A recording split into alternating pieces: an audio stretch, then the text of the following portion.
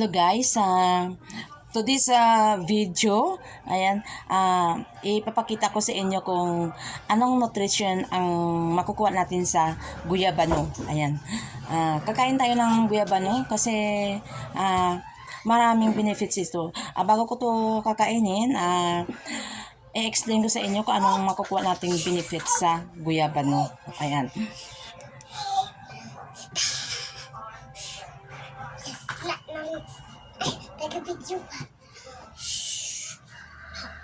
Ayan. Dito natin babasahin dito para sure kayo ha kung anong makukuha natin sa ano. Ang guyabano ay ang scientific name niya ay Annona muricata. Ayan. At sa English na term ay soursop ang kanyang English. Ayan. Commonly known as the guyabano has been known to have many uses. Aside from its anti-cancer properties, the guyabano leaves has also been hypothesized to possess anti-diabetic properties. Ayan, yung dahon ng guyabano, pwede yan ay gamot sa diabetes. Ayan, ilaga natin yung yung kanyang udlot. Yan. Isa din yan nga makatulong para ma-prevent ang ating diabetes. Kung mayroon tayong diabetes o taas ang ating sugar. Ayan.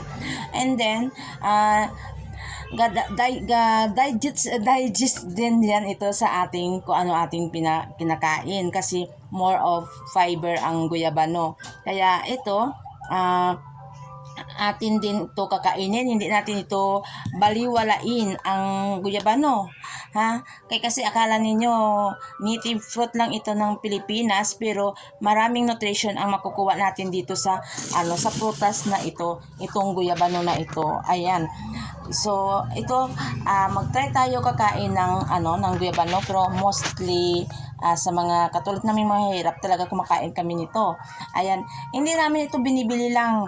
Ito ay nasa puno namin. Minsan nga nahulog lang itong aming prutas na ito kasi dito sa probinsya, ayan, maraming prutas kami na itinatanim. Ayan, may native na fruit kami katulad ng mga star apple, yung sa Tagalog kay mito.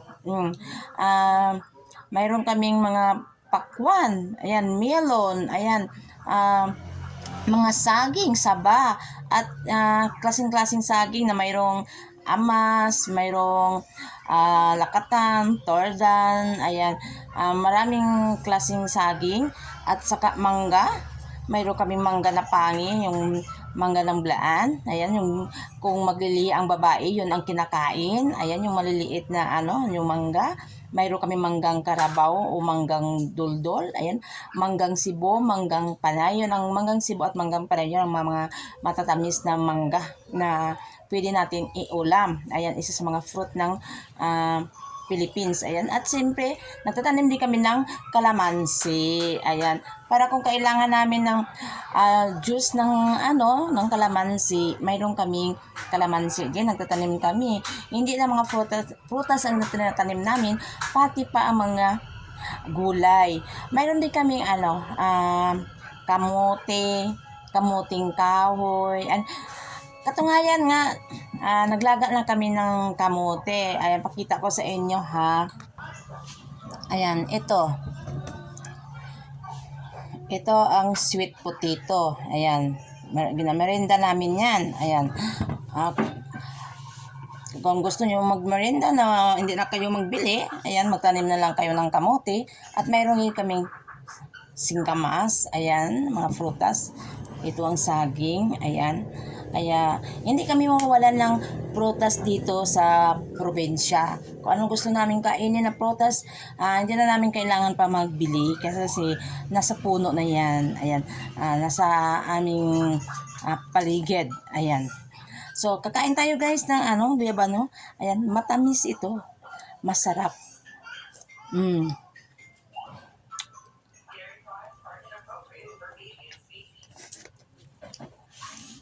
Ang sarap ng guyabano.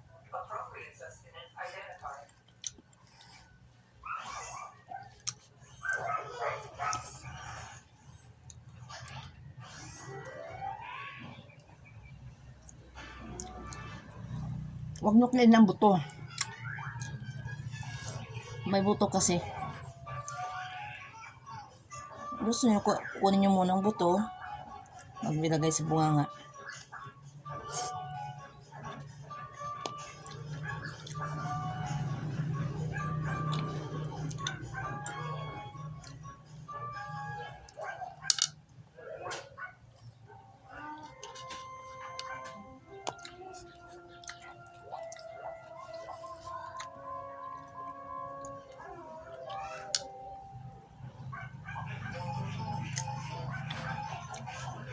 Kaya yun ang dahilan bakit ang mga mahirap ay hindi gaano masakitin.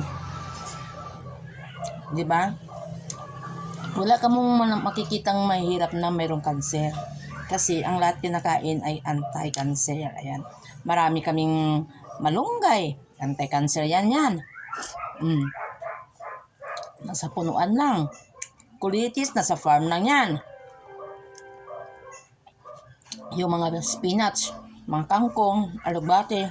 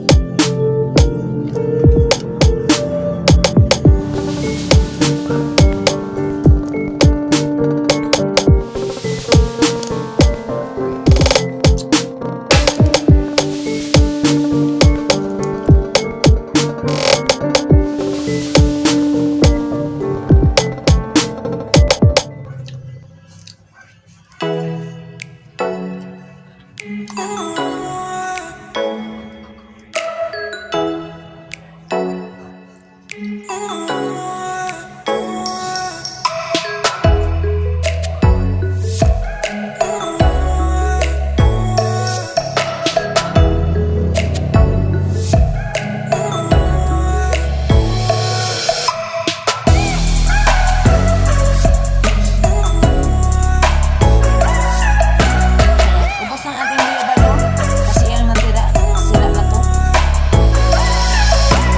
Last to yun. Hindi natin maano. Ayan.